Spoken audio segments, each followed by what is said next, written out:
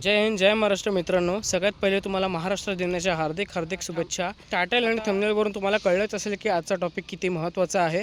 तर मित्रांनो, तुम्हाला मी एका वायरीची पोझिशन सांगतो। सगळ्यात पहिले की हे बघा, हा असा टायर आहे, ठीक आहे, त्या साईडला डिस्क ब्रेक आहे आणि हा जो मरगाड आहे ना मित्रांनो, हा खालचा मरगाड, त्याच्या आतमध्ये एक वायर गेलेली आहे बघा।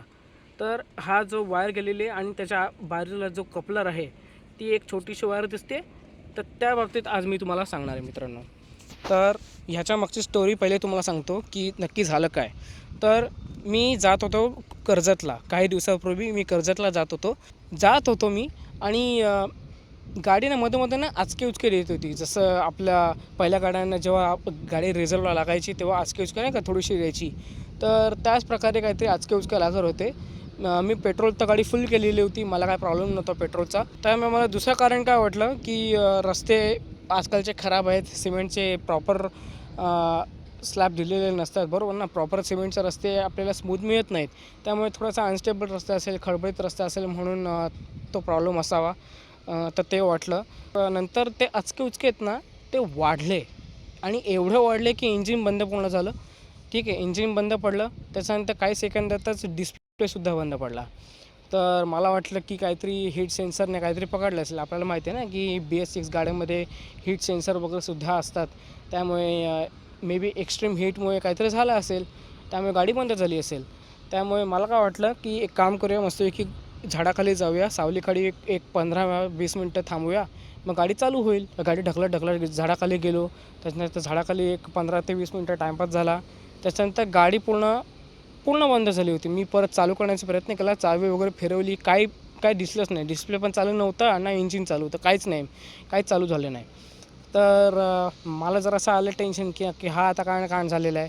तर सगळ्यात पहिले मी सर्व्हिस सेंटरला फोन लावला की सर्व्हिस सेंटरवाले बोलत आहेत की एक काम करा, तुम्ही कुठपर्यंत आलेला आहात। मग मी माझं लोकेशन सांगितलं की कर्जत जवळ आहे, 15-16 किलोमीटरवर आहे आणि बदलापूरपासून मी लांब झालेलो आहे। मी बदलापूरला राहतो, बरोबर ना।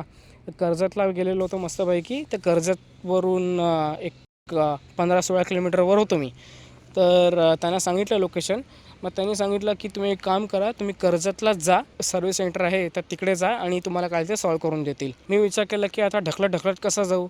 तर त्यांना विचारलं की तुमच्याकडे टोईंग सर्व्हिस वगैरे काय आहे का, तर ते त्यांच्यावरनं ते काय बोललेच नाहीत। मग फोन ठेवला मी। त्याच्यानंतर मी माझ्या मित्राला फोन केला की बाबा असा असा इश्यू झालेला आहे, तू टो वगैरे काय करायला येतोस का। म्हणजे त्याच्या ओळखीचं एक टोईंग सर्व्हिसवाला आहे, एक टेम्पो आहे। तर तो काय बोलला की मी टेम्पो घेऊन येतो, थोडा टाईम लागेल, एक दीड तास वगैरे लागेल। ठीक आहे, मी बोललो की ठीक आहे, तू घेऊन ये टेम्पो, आपण बघूया काय ते। मग तो जवळजवळ 1 तासाने टेम्पो घेऊन आला, कारण की तो कल्याणवरनं येणार होता। मी पण सुद्धा चेक केलं की नक्की झालं काय, की वायरिंग वगैरे काय लूज झाली का इथून तिथून। मी डिक्की ओपन करून घेतलं तर डिक्कीमध्ये काय नव्हतं। चावी वगैरे असे लावली, चावी असं ऑन ऑफ वगैरे केली तर त्याच्यामध्ये पण काही नव्हतं। टेम्पो आल्यानंतर गाडी मस्तपैकी चढवली टेम्पोमध्ये, कर्जतला घेऊन गेलो, कर्जतच्या स्टेशनला।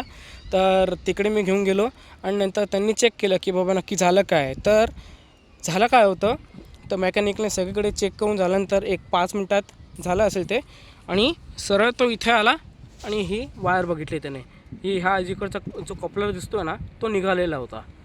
तर आता मला सांगा मित्रांनो, जर का पावसाळ्याचे दिवस असते आणि पावसाळ्याचे दिवस नसले तरी मी कुठेतरी बाहेर लांब कुठेतरी गेलो असतो, जिकडे ह्या सगळ्या सुविधा नसतील, ठीक आहे, टेम्पो वगैरे येणार नसेल, सर्व्हिस स्टेशन आजूबाजूला नसेल, तर अशा ठिकाणी मी काय केलं असतं आणि मला कळलं नसतं की बाबा काय झालं, तर मी तिकडे अडकलो असतो ना। ही एकच वायर आहे ना मित्रांनो, हा जो कपलर मी आता दाखवला, तर तो कपलर पूर्णपणे वायरिंगचा एक मेन पार्ट आहे आणि तो जर का निघाला तर पूर्ण वायरिंग काम करत नाही, म्हणजे काहीच काम करत नाही, एखाद्या फ्यूजसारखा आहे तो। गाडीमध्ये परफॉर्मन्स वाईज, मायलेज वाईज काहीच प्रॉब्लेम नाही, कम्फर्ट पण ओके देते। पण या छोट्या गोष्टी कंपनीने सॉल्व नाही केल्या आहेत। म्हणजे एक छोटीशी वायर जर का निघाली तर अख्खी गाडी बंद पडते, हे मला काय पटलं नाही मित्रांनो। या बाबतीत तुम्हाला काय वाटतं ते तुम्ही मला कमेंट करून नक्कीच सांगा। आणि आता ह्याच्यावर तोडगा काय, ह्याच्यावर उपाय काय। जर का तुमच्याकडे अशी ज्युपिटर असेल ना, तर तुम्हाला सुद्धा हा प्रॉब्लेम येऊ शकतो मित्रांनो। सिम्पल आहे।